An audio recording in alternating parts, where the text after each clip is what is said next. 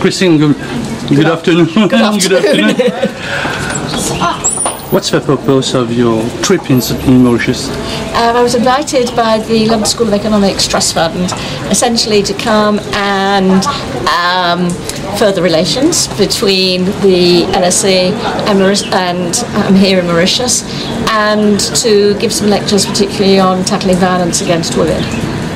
So it's a big dossier, violence against a woman here in Mauritius. Worldwide. Worldwide, we can say yes. worldwide. Yes, there isn't a country where issues of violence against women aren't prevalent, aren't important, need to be addressed. So, what have you given to them, to your Mauritian counterpart here? Maybe they look in the local press, like in a press everywhere in the world, beaten women, beaten female workers. So, what have you? Well, what I was really talking about was how the issue is framed in international law, what are the international legal standards, so that the issue for Mauritius, like any other country, is to translate those international standards into local Mauritian law and to work within those international standards to address the issue in Mauritian law. Christine, whenever we saw in that study in Mauritius, nearly 50% of 40 years old women, they were growing up their children alone. There's no man. So is it a form of violence to you in the international? Maybe in every country it's the same story. No, not of itself. It depends. That's far too simplified. I don't know the study, so I don't know, exactly what they were talking about. But so much will depend upon why, what was the background, what is the access of the fathers to the children, do the fathers want access to the children? There's a whole host of problematic questions that have to be asked. It can't just be a simple response one way or the other.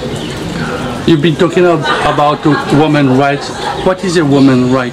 I know women's freedom, liberty for women. What's the woman's right in the international perspective? Basically, a basic right of equality.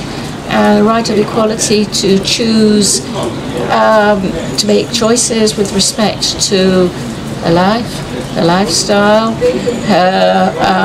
to have equal access to education, healthcare, the whole number of services. So we're talking about women not being discriminated against and having real transformative equality, not just a legal provision that says she is equal. So we're living in Mauritius like elsewhere is a patriarchal model, patriarchal, there's a man always at the top. Oh, patriarchal, yeah. Patriarchal, yes. Because you have a father, then you got your husband, or sometimes you have a companion. So is it easy for a woman to say, I have rights?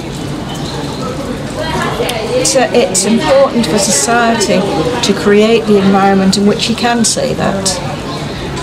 And I would say that is a state obligation to ensure that women are able to assert her rights.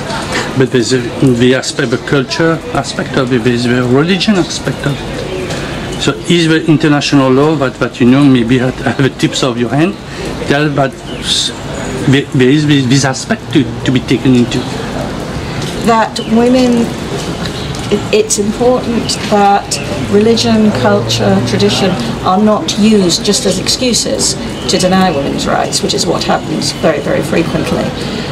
But that there are many examples of women asserting their rights within the framework of their own religion, and that it is important that religion is used to support, not to deny women's situation.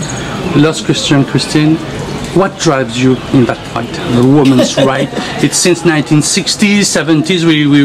We may say maybe in France, it started in the US, like Mother's Day. Started in Mother's Day in I don't agree with Mother's Day at all. Mother's Day was that's not exactly that. Yeah. Mother's Day is not the point at all. What drives me? an ongoing desire to see how the law can be used. I'm a lawyer at heart, and to see how the law can be used in a way that actually gives effect to what so many laws say, which in fact doesn't happen so often. So to use my profession to advance